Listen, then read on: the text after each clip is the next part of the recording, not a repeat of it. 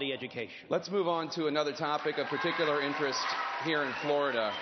Florida has the highest percentage of seniors in the country. There are 3.1 million senior citizens here who receive Social Security benefits, and they're very interested in hearing what you candidates intend to do to keep Social Security going for future generations. Let me turn now to my colleague, Dana Bash. Senator Rubio, you argue Americans your age must have an honest conversation about making Social Security sustainable. For people under 55, you want to raise the retirement age and also reduce benefits for wealthier Americans. So what should the new retirement age be, and how much will those benefits be cut? Well, first of all, let me say that you're right. There are about 3 million seniors in Florida with Social Security and Medicare. One of them is my mother, who happens to be here today. I'm against any changes to Social Security that are bad for my mother. And we don't have to make any changes for them. But anyone who tells you that Social Security can stay the way it is lying. Any politician that goes around saying we don't have to do anything, all we have to do is raise a few taxes or just leave it the way it is, they're not being honest with you. Social Security will go bankrupt, and it will bankrupt country with it.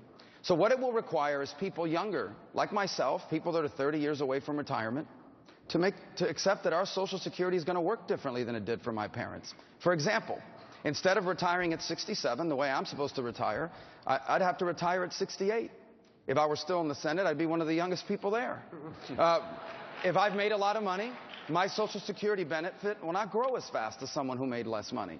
And by the way, Medicare could very well become the option of using my Medicare to buy a private plan that I like better. Medicare Advantage does that now. These are not unreasonable changes to ask of someone like myself, who is 25 or 30 years away from retirement, in exchange for leaving the program undisturbed for the people that are on it now or about to retire, and ensuring that we do not bankrupt our country and that this program still exists when my children retire, when my grandchildren retire, when I retire. Senator, the question was specific, though. You've made your plan very clear about generally what you want to do, but how high would the retirement age go, and how much would you cut those benefits? I'm sorry I didn't answer that part. So the thing is that under my generation, someone my age would retire at 68. We would continue to allow it to increase the retirement age for future generations until it hits 70.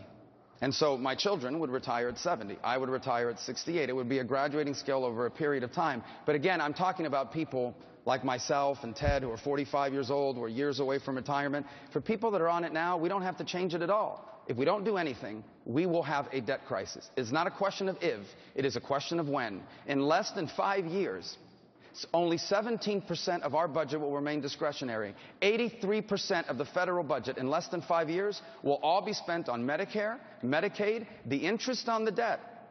That's it. All of it will be eaten up by that. That's a debt crisis, and it will be debilitating to our economy, and our children deserve better than to inherit a debt crisis. Mr. Trump, you don't want to raise the retirement age, and you also don't want to cut benefits even for wealthier Americans. But according to the Social Security Administration, unless adjustments are made, Social Security is projected to run out of money within 20 years. So specifically, what would you do to stop that from happening? Well, first of all, I want you to understand that the Democrats, and I've watched them very intensely, even though it's a very, very boring thing to watch, that the Democrats are doing nothing with Social Security. They're leaving it the way it is. In fact, they want to increase it. They want to actually give more. And what we're up against, and whether we like it or not, that is what we're up against. I will do everything within my power not to touch Social Security, to leave it the way it is, to make this country rich again, to bring back our jobs, to get rid of deficits, to get rid of waste, fraud, and abuse, which is rampant in this country, rampant, totally rampant. And it's my absolute intention to leave Social Security the way it is, not increase the age, and to leave it as is. You have 22 years. You have a long time to go. It's not long in terms of what we're talking about, but it's still a long time to go. And I want to leave Social Security as is. I want to make our country rich again so we can afford it. I want to bring back our jobs. I want to do things that will make us, that will bring back GDP. I mean, as an example, GDP was zero, essentially, for the last 2 quarters. If that ever happened in China, you would have had a depression like nobody's ever seen before. They go down to 7%, 8%, and it's a national tragedy. We're at zero. We're not doing anything. We've lost our jobs. We've lost everything. We're losing everything. Our jobs are gone. Our businesses are being taken out of the country. I want to make America great again, and I want to leave Social Security as is. We're going to get rid of waste, fraud, abuse, and bring back business. Senator Rubio, I know you want to get in. Hang on one second. I just want to follow up with Mr. Trump.